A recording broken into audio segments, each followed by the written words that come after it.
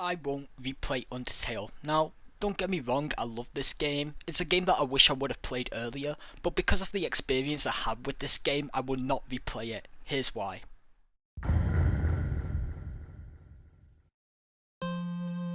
The story of Undertale is set post-war, where the humans won against the monsters and sealed them underground.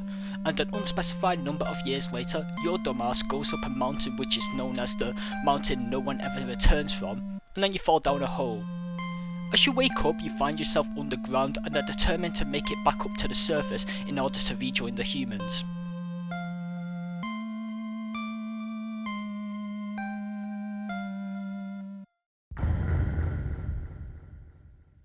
After a short walk, you encounter Flowey.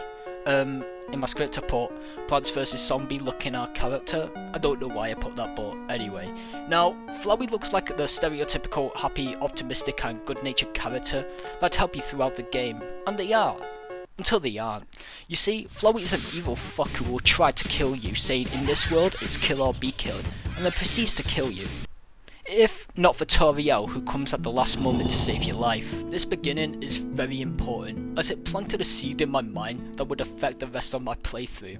It took advantage of the bias humans have with first impressions, and left me with a pessimistic mindset of treating each character I met throughout the game with distrust, especially because Flowey was hiding behind a facade of a friendly face. This makes Toriel, the character who showed up to save you from Flowey, be treated with distrust despite her doing nothing wrong. Toriel is a motherly figure who takes care of you and shows you the basics of the ruins. This part is basically a tutorial area done with Toriel as the guide teaching you the ropes of the underground to stay safe. But the most important piece of advice she gives you is to stall for time by talking, and she will come to resolve the conflict. When this happens in the game, she resolves the conflict by scaring the monsters away. A pacifist's way, showing her kind nature. This is where the seed that was planted by Flowey begins to grow, as I meet characters who are essentially polar opposites and teach vastly different ideologies in how to think about the world. This is where the second conflict settled into my mind, as I was wondering about what type of game this was and how should I approach it. Is the game a dark fantasy where Flowey's ideology is best to complete the game, or is Toriel's beliefs the way to go, making this game a more light-hearted experience? Whilst I was debating this in my head, at the same time I reached Toriel's house. Toriel's house is a bit off. Despite everything looking cozy on the top floor, if you enter the basement, you'll find a gloomy corridor that is filled with an ominous aura. It was practically screaming, "I'm evil," which made doubt further seep into my mind. The house is also a lot like Toriel's character, as she seems a bit off. She lashed on and pampered us as the player so quickly that you question whether there is an ulterior motive behind her kindness. As my doubts continue to grow, a conversation is struck up where you push her for directions out of the ruins. Toriel seems agitated by the questions and leaves in a hurry. If you tail her, you'll find yourself at the exit of the ruins, where Toriel's once kind expression is replaced with a cold mask. She tries to destroy the exit of the ruins and says it's for you, as she is protecting you from the outside. And this is where the first battle begins. Now, the word battle is in heavy quotation marks because despite Toriel's cold demeanour, once your health drops below a certain point, she will deliberately miss her attacks, once again putting on display her kind-hearted nature. During this fight, I accidentally killed Toriel. It wasn't my intention to kill her, but my attack did critical damage when her health was low, which was of course a deliberate choice made by Toby Fox. This made the seed that was planted by Flowey early on bloom fully. By being shown the evil and good of the world, and killing the good for myself, it planted the mindset of defending myself from any attacks by killing the enemy in front of me. I wanted to talk about my experience with the beginning segment of the game, because I believe it to be the reason for the actions that I took for the rest of the game. The game is truly amazing. Both the world and the characters within the game are full of life, with each individual character and each segment of the map feeling like it hadn't been overlooked. It gave a sense of immersion that allowed me to feel like this was a real place with real characters in it. By making creative use of the battle system, it makes all the monsters feel unique and have their own personalities, like how Shiren will attack you with musical notes, showing the player the passion for singing, or how Muffet entangles you in a web, which restricts your movements during battle. Each character you encounter in a battle all have different ways of attacking the player and different ways of resolving it. If you're trying to take the pacifist route in the game, you will have multiple options in how you communicate with the enemy. Some of these actions will provoke them, causing attacks to become stronger, making you have to find the right actions to resolve the conflict in order to spare the character. By making different ways to spare each character, it adds depth to the world building as it makes the characters feel more realistic. Making the characters have things they like and dislike, and show emotional responses to each of the player's actions, it makes killing them more of a burden, unlike other games where you can just mow hordes of enemies down. Now, there is nothing wrong with mowing hordes of enemies down, but it lacks the emotional impact of taking away a life. The battle system plays a huge part in why the world feels so lively, but there are plenty of little things you can find throughout the world that just add charm to the game. Like in Snowden, you can see ice blocks floating down the river. Now, if you go in the direction of where the ice block came from, you will find a monster throwing the ice blocks into the river. Another occasion of liveness in the world would be how you can just randomly stumble upon Temi Village, which is a village for Temi. This place is really useful as you can scam Temi using dog residues, which is also an infinite money glitch. It's these little things that add up to make the world feel lively. Just like Temi, throughout the game you meet many characters with various personalities, and each of them carry their own unique charm. First off, you've got the brothers Sans and Papyrus. Sans is a charismatic character who can keep a cool head but is light-hearted, whereas Papyrus has a heart of gold but is really dumb. Papyrus has ambitions to become part of the royal guard even though he isn't suited to such a task, whereas his brother with seemingly no ambition would be better fit. They complement each other well and support one another, making them a great duo. Then you've got Undyne, who seems like a killing machine at first, but is actually a warm-hearted individual and just cares a lot for Asgore's ambition. Each boss and side character in the game has their own individual goals and beliefs, making it weigh heavy on the player if you decide to kill them. Speaking of Undyne, her fight really got to me. Because she attacked me first, I decided to kill her, but when she was about to die, she mustered every bit of her strength and didn't give up. She kept fighting until her body literally melted from her attempts to resist death. This is a common trope to see, the antagonist beating the protagonist, but the protagonist doesn't give up and overcomes the challenge in front of them.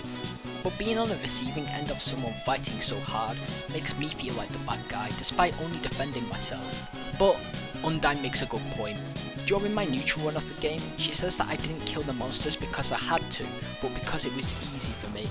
This is the truth. I'd kill monsters and level up to be strong enough to kill the bosses for the game, or because it was troublesome to figure out how to spare them. Undertale is a game that will play on your emotions and make you question yourself over and over again, but as I went through the game, sparing Muffet and killing Metaton, I finally reached the castle where I would fight Asgore. But before reaching the garden where Asgore is, you encounter Sans one last time, where he gives you a monologue about the actions you took throughout the game.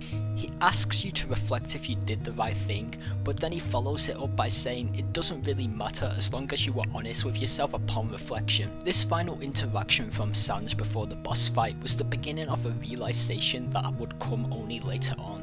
After this, I progressed on with the story by sparing Asgore and killing Flowey.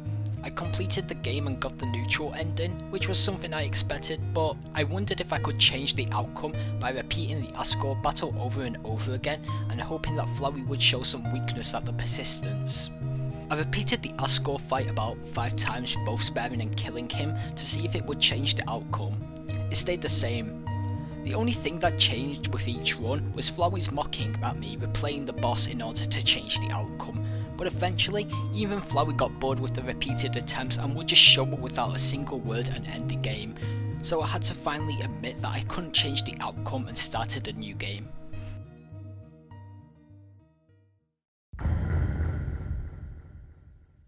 I went through the game, but this time I spared all the characters. I didn't make the same mistake twice and spared Toriel, Undyne and Metaton. During this playthrough, I noticed a few things. The first thing I noticed was what Sans told me during his monologue at the castle. The answer to his question was no, I didn't do the right thing. Some characters in the game don't mean to attack you, but accidentally do, like Shiren who just wants to sing, or Napstablook who sheds tears that can damage you. Now for sure, there are just characters who are just dicks like the mad dummy who claims he fights for his cousin but is actually just insecure. But the thing is, my approach to the game was entirely wrong. At the beginning I mentioned that I was mulling over whether to treat the game like a dark fantasy or just a normal fantasy, but both of these answers were wrong. This game was more similar to how humans are in real life. Some people are trustworthy, others are not. By trying to define the genre of the game I was playing, it screwed me over. After learning all these lessons, I made my way to the end of the game and spared Asgore when...